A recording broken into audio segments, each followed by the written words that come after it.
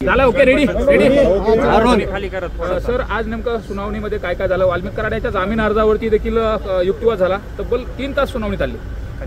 वाल्मिक कराड याने त्याला जामीन का मिळाला पाहिजे याविषयी युक्तिवाद केला. त्याला आम्ही विरोध केला आणि का जामीन त्याला देऊ नये याची कारणं न्यायालयाने स्पष्ट केली.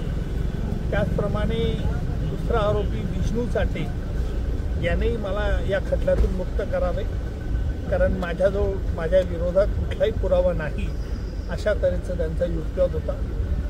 त्यावर आम्ही न्यायालयाचं अनेक पुराव्यांकडे लक्ष वेधलं आणि त्याच्या विरुद्ध काय पुरावा आहे याची सविस्तर माहिती न्यायालयाला आम्ही दिली. मकोकावरती देखील आक्षेप घेतल्याचं समजलं. मकोका जो कलम लावलं गेलं ते कसं लावलं गेलं, त्याचबरोबर सुनील केदी शिंदे याची जी मूळ फिर्याद आहे खंडणी संदर्भात त्यावरती देखील आक्षेप घेण्यात आला. अनेक मुद्द्यांवरती वाल्मिक कराडला जामीन का मिळावा याबद्दल त्यांनी युक्तिवाद केला होता. त्याला आम्ही सविस्तर युक्तिवाद न्यायालयात केलेला आहे. त्यांच्या अनेक शंकांना आम्ही उत्तर सरकारतर्फे दिलेलं आहे.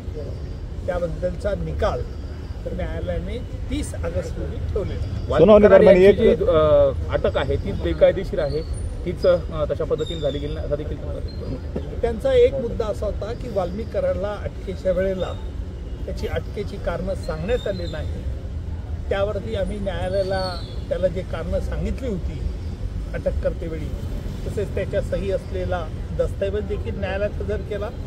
त्याचप्रमाणे वाल्मिक कराडचा जो जवळचा एक मित्र होता त्याला देखील ही अटकेची कारणं आम्ही दिली होती. त्या संदर्भात आम्ही न्यायालयाचे लक्ष देत आहे. सुनील शिंदे यांच्या मोबाईलमधली जी ऑडिओ क्लिप आहे आणि त्यावरच सगळा बेस होता, ती त्या दिवशी रेकॉर्ड केलेली नाही, ती नंतर रेकॉर्ड केलेली आहे आणि ती त्या मोबाईलमधली नाही असं देखील युक्तिवाद आरोपीच्या वकिलाने करणार. आरोपीतर्फे असं म्हणण्यात आलं होतं की सुनील शिंदे याने जो वाल्मिक कराडचा मोबाईल फोन रेकॉर्ड केला होता किंवा त्याचा जो व्हिडिओ घेतला होता हा त्या तारखेला झालेला नाही.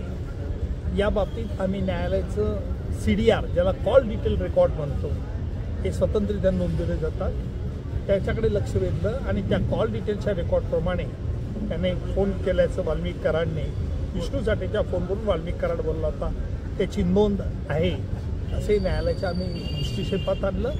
तसंच त्याच्या फोनवरती का झाला आणि या संदर्भातली जी कारणं असतील ती प्रत्यक्ष पुराव्याच्या वेळेला संबंधित साक्षीदाराकडून घेण्यात येईल. फॉरेन्सिकच्या रिपोर्टमध्येच तसं म्हटलेलं आहे असं देखील युक्तिवाद केला त्यांनी. उत्तर आता दिलं. विष्णू चाटे यांच्या दोषमुक्ती अर्जाच्या संदर्भामध्ये विष्णू चाटेवर यापूर्वीचा कुठलाही NC सुद्धा दाखल नाही आणि मकोकामध्ये त्याला घेतलं गेलं अशा पद्धतीने विष्णू चाटे याच्याविरुद्ध खंडणीचा हा जो आरोप होता हा केस पोलिसांनी यापूर्वीच CIDने ताब्यात घेण्याच्या अगोदरच दाखल झालेला होता. त्यामुळे विष्णू चाटेच्या विरुद्ध कुठला गुन्हा नाही या म्हणण्याला काही अर्थ नाही. त्याचप्रमाणे मकोकाच्या तरतुदी या गुन्ह्याला लागत असतात, आरोपीला लागत नसतात. म्हणून विष्णू चाटे याचंच जे गुन्हेगारी पार्श्वभूमी आहे खंडणीच्या बद्दल त्याने कशा रीतीने वाल्मिकला सहकार्य केलं, वाल्मिकचा कसा उजवा हात होता याकडे न्यायालयाचं आम्ही लक्ष देतो. संपत्ती जप्तीच्या अर्जावरती कधीपर्यंत